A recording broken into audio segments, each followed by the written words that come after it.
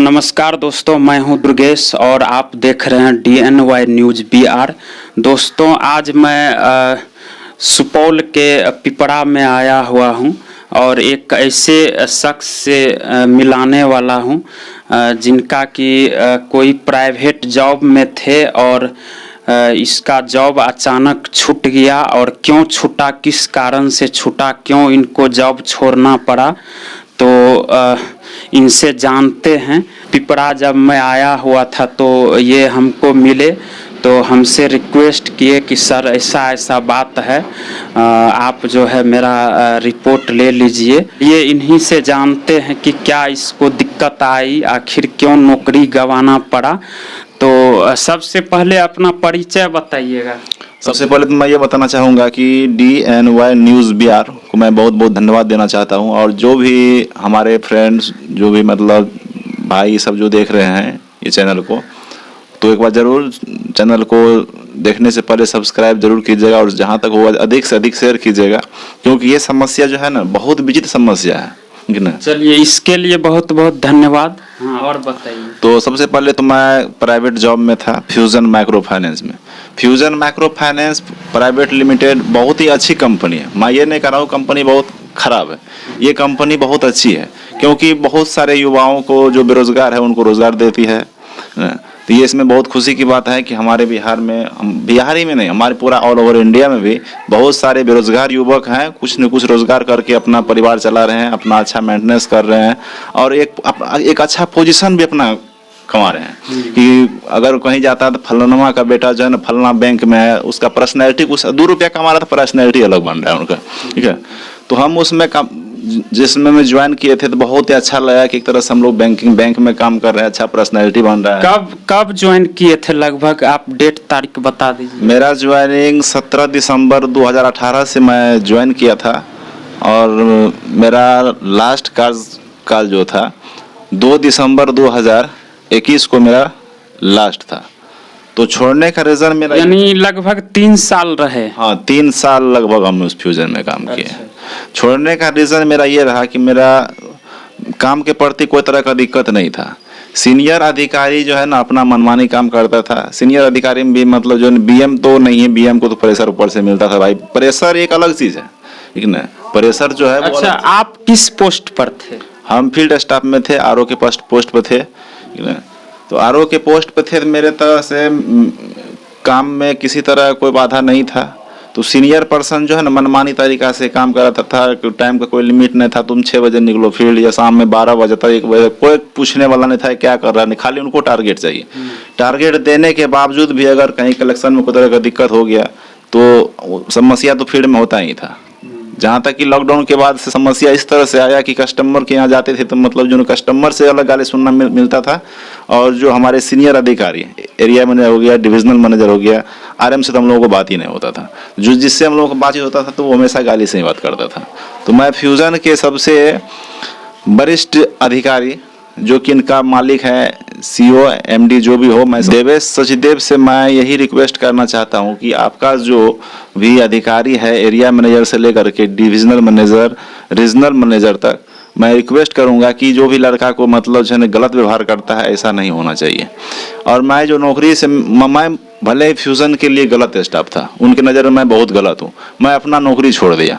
ठीक है, मैं जो 3 साल जो काम किया हूँ तो वो तो 3 साल का तो मेरा कुछ न कुछ लेटर मिलना चाहिए। मैं रेजिग्नेशन भी दे दिया, मुझे नोटिस पीरियड भी करने नहीं दिया गया। मेरे साथ बहुत तरह से बदतमीजी किया, कुछ भी किया, या मैं ही कुछ उसको आवेश में आकर के कुछ गलत बोल दिया। ठीक है, मुझे अच्छा नहीं लगा कंपनी, मैं कंपनी छोड़ दिया। कंपनी छोड़ दिया तो फिर मेरे पास, मेरे घर पे टर्मिनेशन लेटर भेज दिया। आखिर टर्मिनेशन लेटर क्यों भेजा? हम कंपनी में 3 साल से काम किए हैं, 3 साल का मेरा एक्सपीरियंस लेटर दे दीजिए, मेरा जो फुल एंड फाइनल बनता है दे दीजिए। कंपनी हमको जब तक काम कर रहे थे हमको अच्छा लगा, कर अच्छा नहीं लगा। अच्छा, यानी कि आपको टर्मिनेशन लेटर दे दिया गया, यानी कि कंपनी से आपको टर्मिनेट कर दिया गया। टर्मिनेट कर दिया गया। तो मेरे ख्याल से तो कंपनी में ऐसा भी कुछ ये रूल होगा कि चलिए ठीक है, आप अपने मर्जी से या किसी कारण से कंपनी छोड़ रहे हैं तो टर्मिनेट तो बिना बेवजह का कुछ नहीं करना चाहिए। तो इसके लिए जो है मैं कहीं न कहीं कमी जो है बताऊंगा अधिकारी का, तो और क्या दिक्कत आई कि आपको छोड़ना पड़ा कंपनी? दिक्कत यही था कि सीनियर पर्सन से मतलब हमेशा बेतरीका के बदतमीज का, जहाँ तक कभी काल माए बहन तक के भी गाली सुनने के लिए मिल जाता था। तो जो कि ऐसा रूल नहीं है कि हम लोग भी पढ़े लिखे, हम लोग तो गाय माल नहीं है, नहीं गाली सुनेंगे। अगर गाली सुनना होता तो हम लोग पढ़ लिख के ये काम नहीं करते ना, ईटा मजदूरी, ईटा उठाते, फैक्ट्री में कई काम करते। बिल्कुल बिल्कुल। जब आप किसी प्रोफेशनल वर्क कर रहे हैं तो आपका जो है एक रूल रेगुलेशन होता है किसी भी कंपनी के अंदर कि सिस्टोमेटिक तरीका से जो है वर्क किया जाए, और जो भी सीनियर पर्सन होते हैं उनको भी जूनियर पर्सन के सामने जो है एक बिहेवियर बना के रखना पड़ता है। तो कहीं न कहीं आपका कहना है कि ये सब कंपनी में कुछ भी नहीं था, और जो भी रूल रेगुलेशन होता है उससे परे जो है सीनियर अधिकारी आपके साथ बर्ताव करते थे। अपना अनुसार लगता है कंपनी मतलब मेरा ही, कंपनी के खिलाफ ही काम कर रहा था, जो भी कर रहा था कंपनी के खिलाफ, जो कि जिसके लिए कि मैं खुद अकेला सवाल भी उठाता था क्या कंपनी की पॉलिसी के खिलाफ हम काम करना नहीं चाहेंगे। आप लोग जो भी करना, आप हमसे जो भी काम करना चाहिए आप हमको मेल पे दीजिए कि ना ऐसे करना है। अगर आपको कंपनी के खिलाफ ही काम कराना है तो आप हमको मेल पे डालिए, हम मेल को रिवर्ट करेंगे, उसके अनुसार हम काम करेंगे, ठीक है। जो कंपनी का पॉलिसी है हम उनके अनुसार काम करेंगे। फिर भी सीनियर पर्सन बोला नहीं, अगर इस तरह से तुम बोलेगा तुमको यहाँ ट्रांसफर कर देंगे, वहाँ ट्रांसफर कर देंगे। अगर जवाब सवाल करते थे तो कंपनी की नज़र में हम खराब थे। 3 साल तक काम किया, फिर मेरा प्रमोशन नहीं हुआ। जो लड़का 1.5 साल तक काम किया, 1 साल काम किया, उनका प्रमोशन हुआ, मेरा प्रमोशन नहीं हुआ। मेरा जहाँ तक कि घर से 150 किलोमीटर तक दूर ही ट्रांसफर कर दिया गया, क्योंकि हम अच्छा काम कर रहे थे और अच्छा सवाल जवाब करते थे, इसीलिए हम कंपनी के लिए बहुत बुरा था। यानी कि आप कुछ भी सवाल जवाब सीनियर पर्सन से करते थे तो वो हमेशा ट्रांसफर का ही धमकी दिया करते? ट्रांसफर का धमकी देता था, बोला कि रिजाइन दे दो, तुमसे होने वाला नहीं है। जहाँ तक कि 3-3 साल काम करने के बाद मेरा प्रमोशन नहीं मिला तो लास्ट में मजबूर होकर के बोले कि नहीं अब हमको काम नहीं करना। अगर हमको अच्छा नहीं लगा कंपनी का रूल रेगुलेशन तो हम रिजाइन कर देते। मेरा 3 साल का जो एक्सपेरिमेंटर था, एक्सपेरिमेंटर दे दीजिए। बिल्कुल, क्योंकि जहाँ तक मुझे मालूम है किसी भी कंपनी से टर्मिनेट होने के बाद जो है उस सेक्टर में दोबारा रिक्वायरमेंट फिल नहीं कराया जाता है, यानी कि दोबारा उसको चांस नहीं मिलता है। तो कहीं ना कहीं आपको क्या लगता है कि फाइनेंस में आप थे तो उसमें टर्मिनेट किए गए, तो फाइनेंस के लिए आपको सदा के लिए जो है बाहर कर दिया गया? हाँ, तो अब तो टर्मिनेशन करने के बाद तो फाइनेंस में हम कहीं जॉब नहीं कर सकते हैं ना। टर्मिनेशन करने का भी तो कोई रीजन, कहीं फ्रॉड किए होंगे, कहीं किसी से कैश लेके भागे हैं, उसके आप टर्मिनेशन कर सकते हैं। जब हम रिजाइन कर दिए तो हमको नोटिस पीरियड करने भी नहीं दिया गया। बोला तुम घर गए अपना मर्जी से, हम अपना मर्जी से ही घर गए थे। हमको तो फोन करके बोला 2 दिन हम घर ही रह गए। हमको जरूरी था घर पे इमरजेंसी कारण चले, कोई तरह की तबीयत कैसे खराब था, कोई भी इमरजेंसी काम हम आ गए तो हम फिर बोले बोला कि वो जहाँ के डिविजनल मैनेजर दोबारा बोला गया कि तुमको हम फोन करेंगे जो ब्रांच जाने के लिए, उस ब्रांच में जाके नोटिस पीरियड तुम करना। जब हमको फिर घर भेजा गया उसके बाद हमको नोटिस पीरियड के लिए नहीं बोला तो हम नोटिस पीरियड नहीं किए। नोटिस पीरियड नहीं भी कि मेरा फुल एंड फाइनल तो मिलना चाहिए ना। तो बिल्कुल मैं मुख्यमंत्री श्री नीतीश कुमार जी से कहना चाहूँगा कि देखिए मुख्यमंत्री साहब और प्रधानमंत्री जी, जहाँ एक तरफ आप बोलते हैं कि प्राइवेटाइजेशन और बहुत सारी कंपनी हमारे अभी के दौर में बिहार में आई भी है और वर्क कर रही है, तो कहीं न कहीं इससे मालूम चलता है कि प्राइवेट में जो है एम्प्लॉय सुरक्षित नहीं है, और ज़रा सा नोक झोंक होने के बाद जो है सीनियर अधिकारी के तरफ से जो है एम्प्लॉय को या तो डायरेक्ट बाहर कर दिया जाता है या टर्मिनेट कर दिया जाता है। उससे भी नहीं होता है तो बार बार जो है ट्रांसफ़र की धमकी दी जाती है।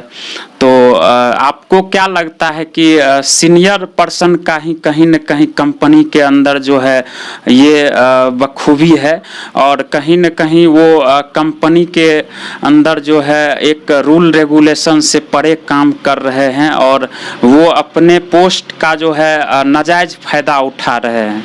देखिए, इसमें कंपनी का तो जो हमारे सबसे सीनियर अधिकारी मिस्टर सचदेव सर जो हैं, बहुत सारे मतलब एम्प्लॉय को रोजगार दिए हैं, वो तो सब समझ रहे हैं कि मेरे कंपनी में अच्छा काम हो रहा है। लेकिन उसको अभी तक ये कम से कम कभी काल जो उनको ये भी चेक करना चाहिए कि हमारे सीनियर अधिकारी किस तरह से बात कर रहे हैं कि जो लड़का को रिजाइन आखिर इतना गिर रहा था, रिजाइन क्यों गिर रहा है, उनसे जवाब उसको जरूर करना चाहिए। और जिस लड़का का टर्मिनेशन लेटर घर पर गया क्यों गया है, अगर टर्मिनेशन लेटर आप घर भेज सकते हैं जाकर उनके घर पे भी चेक कीजिए, अगर लड़का मतलब मान लीजिए कभी बैंक के लूट के चल गया हुआ या ढेर सारे कैश फ्रॉड करके चल गया हुआ, आप सीधा टर्मिनेशन लेटर बोल दिया सीनियर पर्सन, आप उसके घर टर्मिनेशन लेटर भेज देंगे? नहीं, आप उनको जाकर अच्छी तरह से चेक कीजिए, उसके बाद आप टर्मिनेशन लेटर आपको हक है भेजने का घर पे। बिल्कुल, जैसा कि इनका कहना है और जहां तक मुझे मालूम है कि किसी भी कंपनी के अंदर जो है टर्मिनेट तभी किया जाता है जब कोई लड़का कोई कैश फ्रॉड या किसी भी प्रकार का फ्रॉड करता है कंपनी के साथ।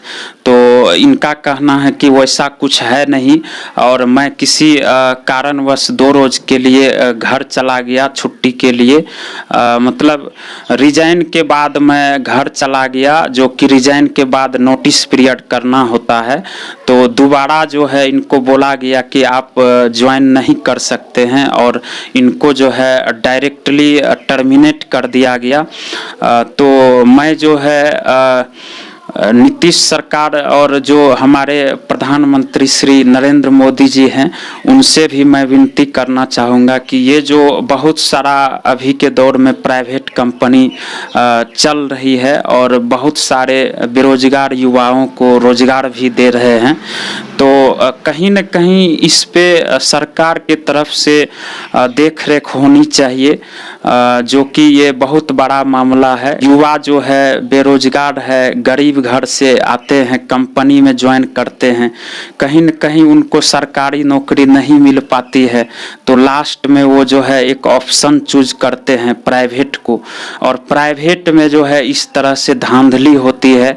तो कहीं न कहीं कंपनी के जो सीनियर अधिकारी है, मैनेजमेंट ऑफ डायरेक्टर है, उनको जो बीच का अधिकारी होते हैं एरिया मैनेजर, डिविजनल मैनेजर, उस पे कड़ी देखरेख रखना चाहिए। और इस प्रकार से हमको लगता है कि आगे चल के कोई भी युवा जो है प्राइवेट में भी नहीं जाना चाहेगा।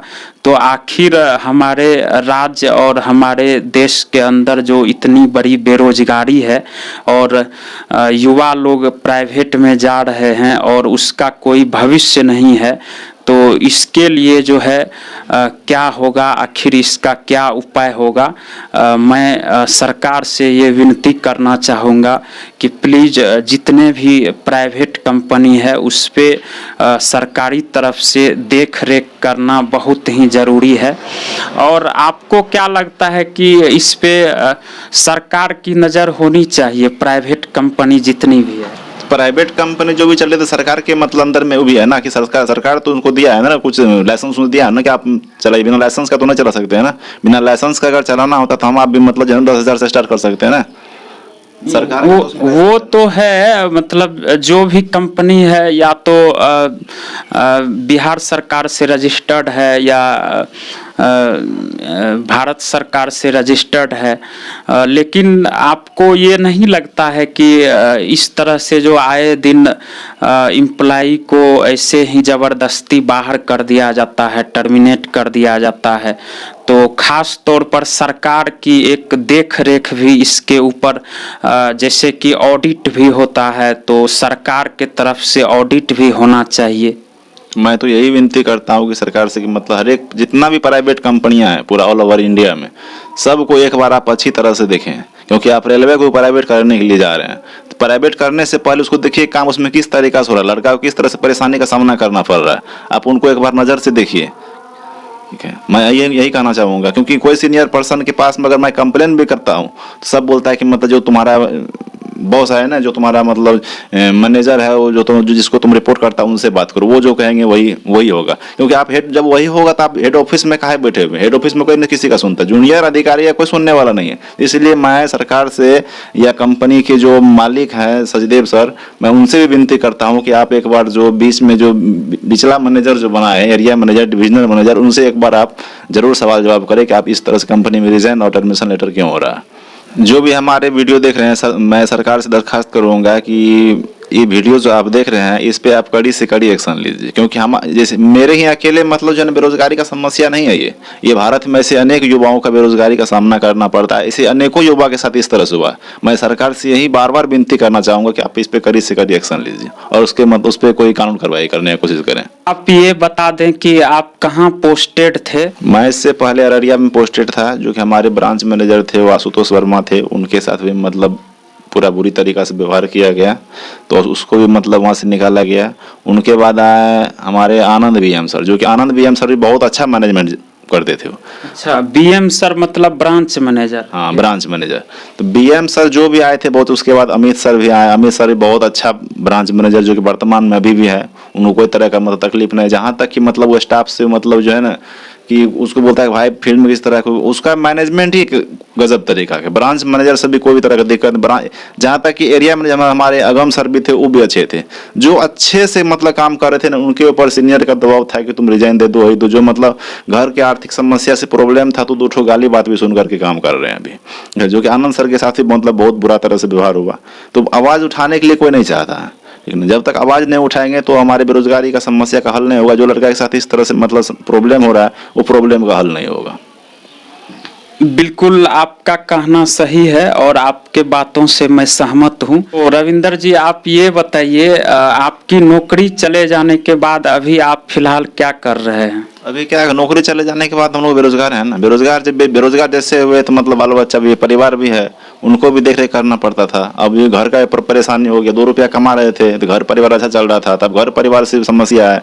अब मोबाइल रिचार्ज करने के लिए भी सोचना पड़ता है कि 2 रुपया कहाँ से लेंगे, बाल बच्चा है, परिवार है, मम्मी पापा है, क्या करेंगे, तो बेरोजगारी पड़े हुए हैं। बिल्कुल आप समझ सकते हैं जो कि इनका जो है जॉब चला गया है और इसके पास अभी कोई ऑप्शन बचा नहीं है।